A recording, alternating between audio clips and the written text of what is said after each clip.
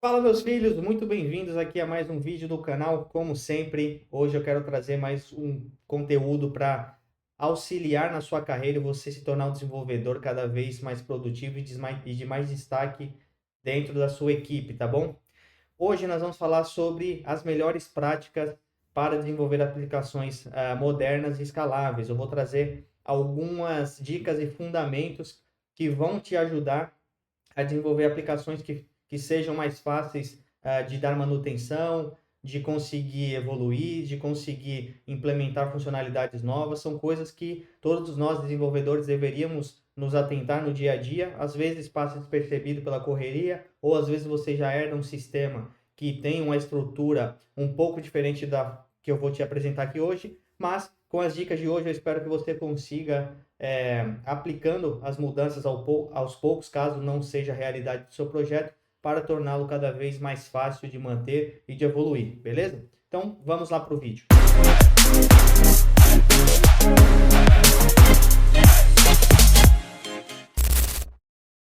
O primeiro passo de todos é o seguinte: a primeira coisa que você tem que fazer quando você entra no sistema é você conseguir entender para que aquele sistema serve, por que ele foi construído. Eu não sei se você já passou por isso, mas eu já passei por diversos casos onde eu pegava um sistema para desenvolver, por ser novo na equipe ou por ser um novo projeto ali que eu estava fazendo. Se o sistema já existia, aí eu tinha uma certa dificuldade para conseguir fazer a primeira execução, para conseguir colocar o ambiente em pé no meu ambiente local, para de fato começar o desenvolvimento. Então, às vezes você entrou numa empresa nova, não conhece do sistema, não conhece do projeto, o que você tem que fazer? Você vai pegar, você vai entrar ali, vai muitas vezes ficar batendo cabeça tentando resolver sozinho, ou você vai consumir o tempo de outra pessoa para te explicar como subir aquele ambiente. Então, o que é o correto? É todo o sistema ser documentado minimamente com um README, né? Um README simples ali explicando as coisas básicas do sistema. O que eu considero que é ideal ter no README do projeto?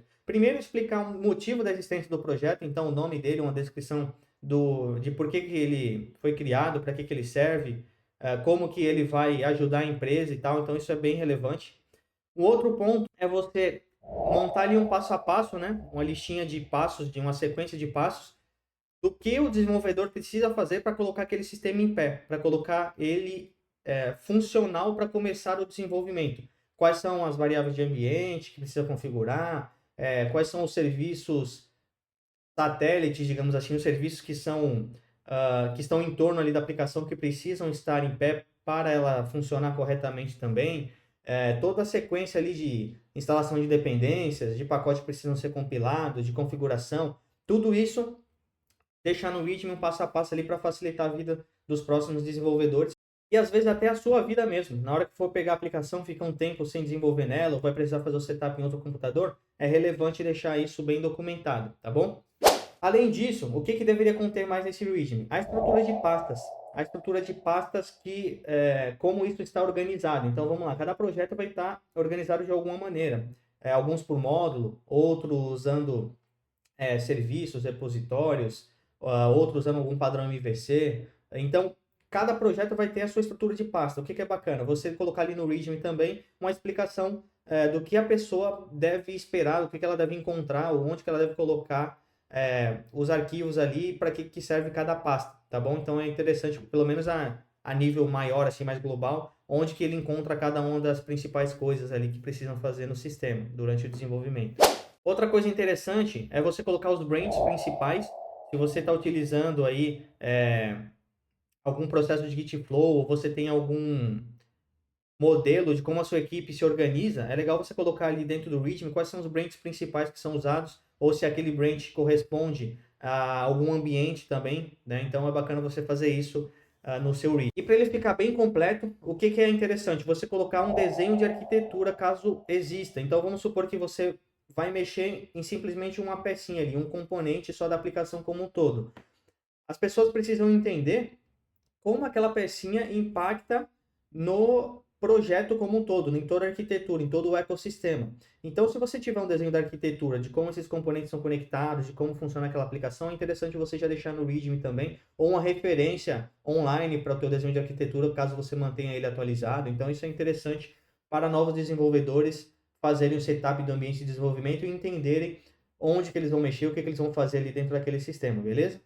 Então, primeira dica aqui é você manter um README sempre bem estruturado e organizado. A segunda dica é o seguinte, principalmente se você está mexendo ali com aplicações de back-end, se você está criando uma aplicação nova, ou seja, uma aplicação existente, então é legal ela já ter um Dockerfile embutido ali dentro do próprio sistema, para facilitar também o setup, se for necessário, e para o desenvolvedor conseguir replicar, se você usar essa mesma imagem de Docker para fazer a publicação lá no ambiente de teste ou produtivo, ele vai conseguir replicar exatamente o mesmo ambiente, o mesmo contexto de como é usado lá na nuvem, no ambiente de teste, no ambiente produtivo. Então, sempre crie um Dockerfile com esse intuito de você ou conseguir replicar o mesmo ambiente que vai ser usado lá na nuvem, ou para você também facilitar o setup de desenvolvimento ali do desenvolvedor. Se você estiver realmente usando o Docker, é bom você pegar e fazer esse vínculo ali com o README. Então, você pode deixar um setup, se a pessoa quiser fazer 100% na mão, e você deixa uma documentação também se você quiser fazer o setup usando o Docker. Você pode dar as duas opções ali no README, vai ficar fácil para o desenvolvedor que está entrando agora na equipe entender o que ele precisa fazer para colocar o sistema em pé e começar a desenvolver as suas atividades, tá bom? O que isso facilita também? No momento de você fazer ali o ambiente de desenvolvimento, se você está usando o Docker, inclusive está usando o Docker com Docker Compose, o que é legal? Eu comentei ali dos sistemas satélites, né? Então, de repente, você tem que subir um banco de dados, tem que subir um sistema de cache como o Redis, você tem que subir algum outro serviço, algum outro microserviço que faz parte ali daquela aplicação. O que é bacana? Se você está usando o Docker e o Docker Compose, com apenas um comando você consegue subir todos esses serviços, todos esses sistemas e deixar o teu ambiente ali fácil para ser executado, para você focar única e exclusivamente ali na funcionalidade que você precisa desenvolver dentro daquele sistema principal que você está mexendo. Então, o uso de Docker durante o ambiente de desenvolvimento facilita bastante essa parte de setup aqui e até para você conseguir replicar problemas que aconteçam lá no ambiente de testes, no ambiente produtivo, caso eles estejam usando a mesma arquitetura, tá bom? Outra dica importante é o seguinte, manter sempre o seu banco de dados versionado, usar migrations para fazer a gestão ali de mudanças do banco de dados. Então, toda vez que você precisar fazer uma alteração na estrutura de uma tabela, criar tabela nova, fazer alguma movimentação de registro, mudar algum tipo de estrutura, é legal você fazer isso através de migrations, tá? Existe uma questão aqui com a migration que em algumas empresas você tem uma questão de permissionamento, de somente pessoas específicas poderem aplicar a questão de mudanças no banco de dados e tudo mais. Porém, isso não inviabiliza o fato de você manter ali o histórico de alterações do seu banco de dados versionado. Isso ajuda bastante para você entender, por exemplo, em caso de problemas, qual foi a query aplicada, o que aconteceu, em qual momento que aquilo aconteceu, por que aquilo aconteceu, porque muitas vezes a migration está vinculada com atividade, você vai conseguir ver no próprio commit ali do Git, é mais fácil de fazer revert se precisar. Então, é interessante você usar migration no seu código para fazer toda essa gestão de mudanças do banco de dados. E para deixar esse teu ambiente até mais fácil de desenvolver, é você criar seeds, né? Seeds de dados. O que isso significa? Você criar dados mocados, dados de exemplo de teste, para popular as tabelas que existem no seu banco de dados e você conseguir ali partir de um ambiente de desenvolvimento já com alguns dados populados para não ter que ficar criando tudo isso na mão. Então vamos supor, você está mexendo em um ERP e você precisa ir lá e fazer um fluxo de vendas. Para fazer um fluxo de vendas, você precisa ter o cadastro do produto, o produto precisa ter estoque, você precisa com o produto ativado, você precisa ter a permissão para isso. Tem uma série de coisas que precisam estar criadas ali no banco de dados. Então, se você coloca isso como uma seed no teu próprio código, no momento que um desenvolvedor vai pegar para desenvolver alguma funcionalidade ali relacionada à venda, com um comando ele já consegue popular toda a base de dados e isso vai agilizar o tempo de desenvolvimento dele, porque ele vai, de fato, focar ali em fazer a implementação do fluxo e não vai ficar se preocupando com a população de dados para conseguir simular um cenário. Isso pode ter um vilão, também pode consumir bastante tempo de desenvolvimento e se você já deixa isso através de um seed, facilita a sua vida, futuramente facilita a vida também de outros desenvolvedores e da sua equipe a se tornar mais produtiva, tá bom? Um outro ponto é o seguinte, agora já falando em tempo de desenvolvimento ali mesmo, O que é bacana? Você manter sempre a documentação, se você está desenvolvendo uma API, você manter sempre uma documentação da API viva, através de um uso de um Swagger, por exemplo, ou usar algum tipo de collection, para manter sempre os endpoints que a tua API expõe de forma documentada. Isso ficar documentado não quer dizer que ele vai ficar menos seguro. Inclusive, você consegue colocar também autenticação nesses endpoints de documentação, nessas rotas de documentação de endpoint, para liberar o acesso somente para a sua equipe, somente para os desenvolvedores, ou somente para pessoas que têm uma chave específica, tem um token ali para acessar aquela documentação. Por que isso é bom? Para quando o seu time ele for fazer alguma manutenção, para quando for alguém fazer integração com aquele sistema, saber como funcionam aqueles endpoints, quais são os parâmetros de entrada, quais são os parâmetros de saída, mantenha sempre um Swagger atualizado. Hoje, em muitas linguagens, o Swagger é gerado automaticamente baseado nos próprios modelos ali, nos próprios parâmetros de entrada e de saída das rotas, né, dos controllers. Então, se você está usando uma linguagem tipada, principalmente, fica muito mais simples esse trabalho.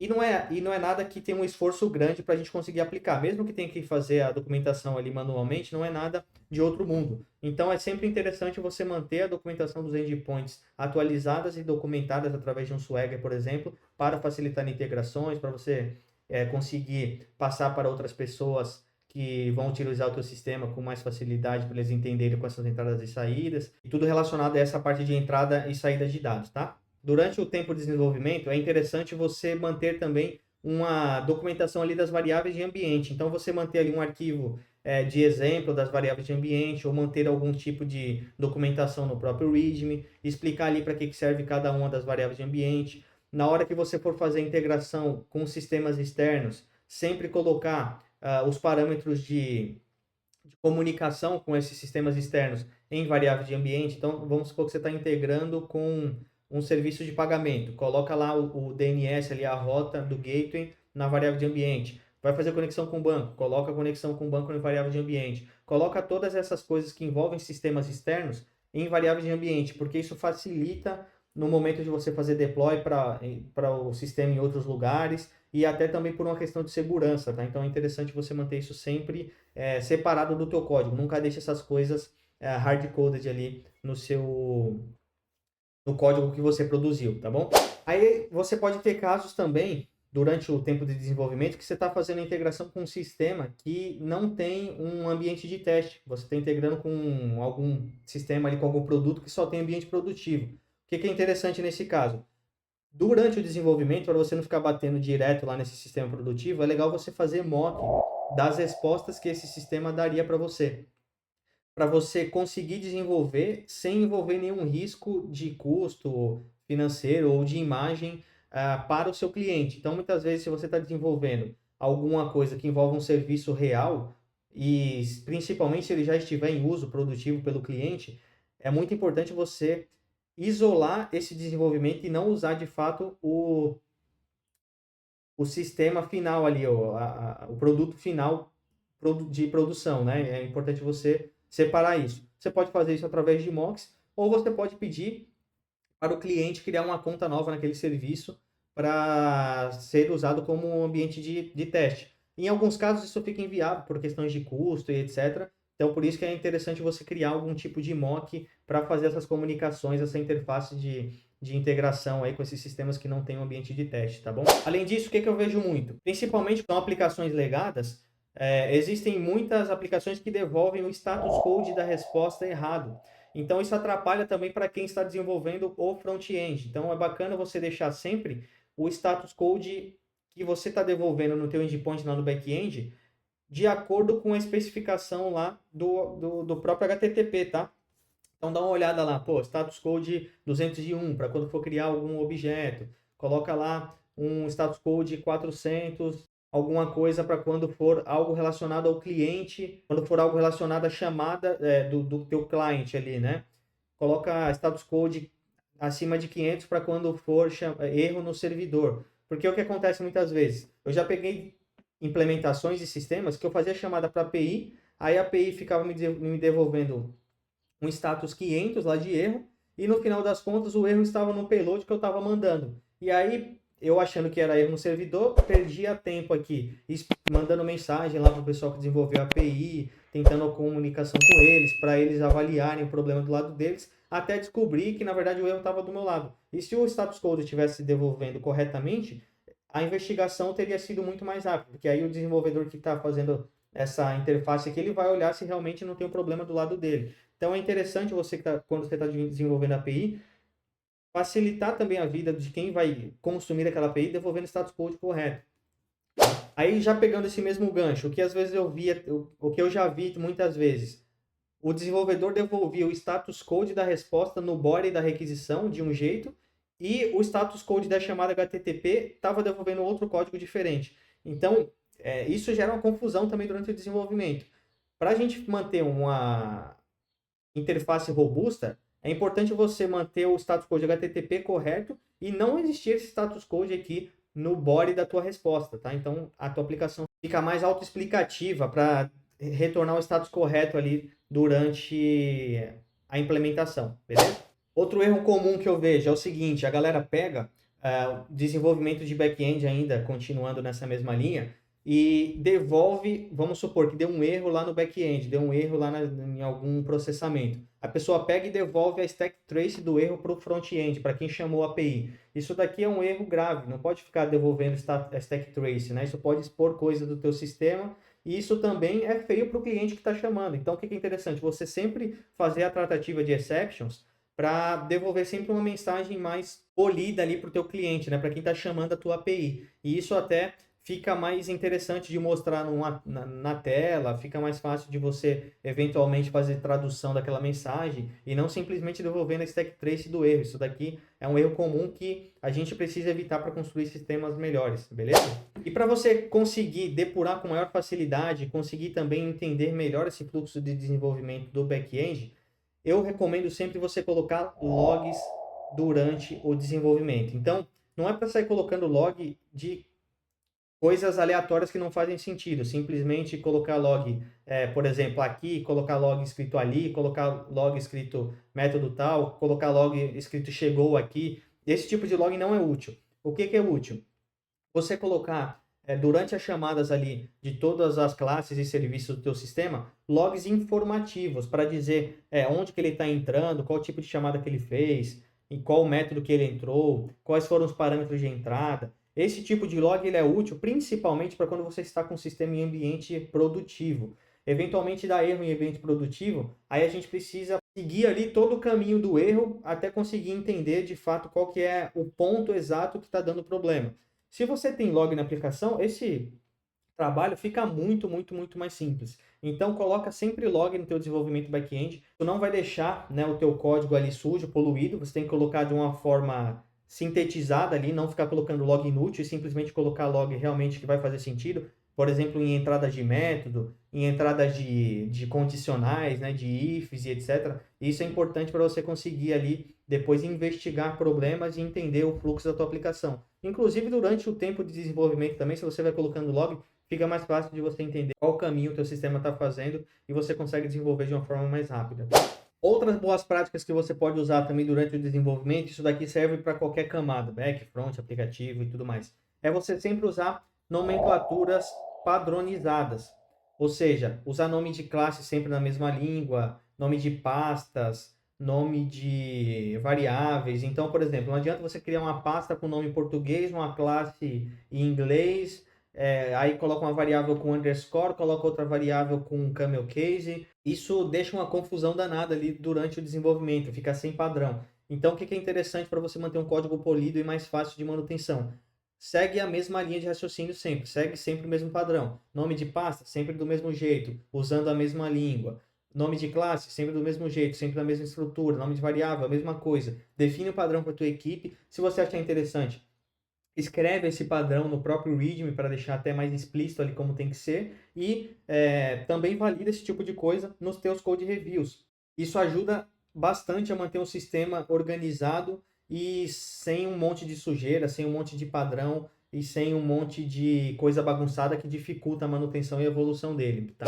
Uma coisa que eu já vi também dá bastante problema é o seguinte, muitas vezes a gente pega para desenvolver o projeto e aí, por padrão, hoje acho que 90% dos casos é o seguinte: as dependências lá, os arquivos de dependência, eles têm sempre uns caracteres coringas que eles permitem fazer, por exemplo, atualizações de versão. E se a biblioteca que você está usando não estiver usando um sistema de gerenciamento de versão, por exemplo, usando o Semantic Version, isso pode te causar problema, porque se a tua versão da dependência não tiver fixa, ele vai atualizar para uma versão diferente da que você está esperando, e isso pode causar comportamentos inesperados no teu código. Inclusive pode causar algum problema de segurança, se por exemplo algum código malicioso for colocado em uma versão mais atualizada ali do sistema, né, da dependência, né? Então, qual que é a minha dica aqui? Sempre coloca a versão fixa da dependência no teu arquivo lá de manifesto de dependências. Por quê? Para você não correr justamente esse risco, né? Você está sempre garantindo que o teu sistema está naquela versão específica que você testou e que você usou. Isso aqui evita o teu código ter uma outra brecha que pode gerar bugs futuramente. Então é mais nessa linha, tá bom? Outra coisa interessante é o seguinte: no padrão MVC, que é muito comum, geralmente os devs pegam e colocam muita regra de negócio dentro do controller, né? O controller, lembrando, é quem recebe ali as requisições que vieram do teu cliente, né? De quem está chamando o teu sistema. Então, o endpoint é responsável, basicamente, por receber a requisição, validar os parâmetros de entrada e passar essa chamada do parâmetro de entrada para algum serviço que, de fato, tem que implementar aquela regra de negócio. A regra de negócio não tem que estar no controller. O controller não tem que ficar chamando, populando vários objetos, preenchendo vários métodos, validando se o cara preencheu, por exemplo, um valor que deveria estar vinculado com outro objeto e tal. Então, isso não é o local de estar, não é no controle. O controle simplesmente deveria receber a requisição, validar os parâmetros de entrada e passar para algum serviço que vai processar aquela regra de negócio. Processou a regra de negócio, ele recebe o retorno disso e devolve o status code correto e a resposta ali para o cliente, para quem chamou ele. Então, evite de colocar regras de negócio no seu controle e use um serviço para isso. Então, o sistema também fica mais fácil de dar manutenção e de evoluir. Principalmente se você precisa usar aquele serviço em mais de um lugar. Então, às vezes você precisa, dentro do próprio sistema, fazer um uso daquela regra de negócio. Vamos supor que você tem um cadastro de produto. Aí você tem um endpoint ali de cadastro de produto, que pode ser chamado pelo front-end. Mas, eventualmente, em algum outro fluxo de outro lugar do sistema, precisa também cadastrar aquele produto. O que você faria nesse caso? Você teria que, se a regra de negócio estiver no controle, você teria que duplicar, né, criar um outro código só para fazer aquilo. E isso ficaria com redundância ali, com repetição de código. Se você coloca isso em um serviço, você usa o serviço tanto no controller quanto nesse outro local que você também precisa criar o produto. E aí você reutiliza o código e fica muito mais produtivo e mais fácil de dar manutenção. Tá? Outro ponto é o seguinte: uma boa prática é você sempre colocar nas suas aplicações um endpoint de health check, tá? Um endpoint lá /health, alguma coisa nesse sentido, para dizer se a API está rodando ou não. Por quê? Isso você consegue, inclusive, usar esse endpoint para validar se você estiver usando algum tipo de load balance na tua aplicação, e também você consegue usar isso para fazer algum ping em algum serviço de status check, para verificar se a tua aplicação está rodando ou não, e isso te enviar algum alerta caso a aplicação esteja fora do ar. Então é uma boa prática também que você consegue facilitar o monitoramento daquele sistema futuramente. Agora, falando de front-end, o que eu considero aqui boas práticas? É o seguinte: você usar somente um padrão de estilização. O que eu já vi? Por exemplo, em sistemas usando React. Tem uma parte do sistema usando Styled Components, tem outra parte do sistema usando Sass, tem outra parte do sistema usando classes específicas ali de um framework, por exemplo, como Tailwind. Então, isso gera uma bagunça ali na forma como o sistema está desenvolvido. O que é a boa prática? Você seguir sempre uma linha de raciocínio. Segue na mesma linha da padronização. Cara, se você vai usar style de component, use style de component em todos os componentes. Se você vai usar Sass, usa o Sass em todos os componentes. Se você vai usar o Tailwind em todos os componentes. Então, isso facilita também para quem for entrar no sistema já saber qual padrão tem que ser seguido. Se tem vários modelos ali diferentes durante o desenvolvimento, a pessoa nova que vai entrar no sistema vai seguir qualquer um. E aí a aplicação vai virando cada vez mais uma bola de neve, por isso que vai ser necessário futuramente fazer uma refatoração. Isso vai gerar custo mais para sua empresa, para sua equipe, e isso não vai ser legal, né? Então é interessante você sempre seguir um modelo. Além disso, O que é muito comum no desenvolvimento do front-end? Cara, a gente precisa definir ali os breakpoints para conseguir fazer um layout responsivo. A gente tem geralmente a fonte que é usada no sistema, que é algo comum, a paleta de cores. Tudo isso, o que eu vejo muito acontecer? Elas ficam espalhadas e replicadas por diversos locais do sistema, né? Fica usando sempre o hexadecimal da cor ali em vários locais separados do sistema, ou fica usando o nome da fonte ali em vários locais espalhados pelo sistema também. O que é o melhor dos casos aqui é você sempre colocar isso através de um arquivo de configuração ou algum tipo de arquivo de variáveis, né? Então você define um arquivo único ali de variáveis ou de paleta, de configuração e tudo mais, e usa esse arquivo para apontar a referência daquela variável, da cor da paleta, da fonte, do breakpoint, é, do breakpoint para fazer a responsividade, e todas essas coisas ficam muito mais fácil de dar manutenção. Se precisar mudar em algum momento, você vai mexer em um arquivo só e vai replicar para todo o sistema. Isso facilita bastante também. Além disso, o que é interessante? Colocar o título em todas as páginas para quem estiver ali usando o teu sistema conseguir visualizar através das abas, por exemplo, saber em qual página que ele está daquele teu sistema, e isso também facilita, ajuda no teu SEO. Colocar meta tags, principalmente para quando você vai compartilhar o link do teu sistema em alguma rede social ou no WhatsApp, por exemplo, vai fazer o compartilhamento do link em algum serviço, em alguma mensagem. Geralmente, esses serviços eles fazem um preview daquele link, então eles vão ler as meta tags que estão lá e ele vai trazer um link estruturado bonitinho, com imagem, com título, a descrição da página. Isso fica bacana para você compartilhar aquele teu link, aquele teu site e etc. Todo front-end, antes de mandar requisição para o back-end, deveria também fazer validação dos inputs, ou seja, não deixar toda a responsabilidade de validação dos inputs para o back-end. Fazer sempre a validação dos inputs também no front-end, não deixar nem o usuário submeter aquele formulário, aquelas informações, caso o input não esteja devidamente preenchido. Isso agiliza o tempo de uso do usuário ali no sistema, facilita a usabilidade dele e evita ficar fazendo requisições à toa para o back-end, sendo que vai simplesmente ser barrado, tá? Fora isso, o que é interessante? Não deixar console log exposto no teu código do front-end, porque isso também pode ficar expondo o teu sistema ali, não é legal, e fica acumulando sujeira. É diferente da ideia dos logs no back-end, né? No front-end você consegue com mais facilidade ver, inspecionar o elemento, verificar para que ele serve, verificar quem está chamando ele, como que ele está sendo renderizado. Você tem essa liberdade. No back-end você não tem, por isso que faz mais sentido o log no back-end. No front-end já não faz tanto. Então, galera, tudo isso daqui que a gente falou hoje são boas práticas, são dicas que podem facilitar o teu dia a dia aí de desenvolvedor, pode facilitar a manutenção e evolução do teu código. E eu espero que possam ter trazido alguns insights aqui, algumas coisas relevantes para você aplicar no seu dia a dia. Não deixa de comentar, de curtir, de compartilhar aqui com seus amigos se isso foi útil para você. Se você tem alguma dúvida, não deixa de escrever aqui embaixo também. E muito obrigado pela sua audiência. Até o próximo vídeo e tchau.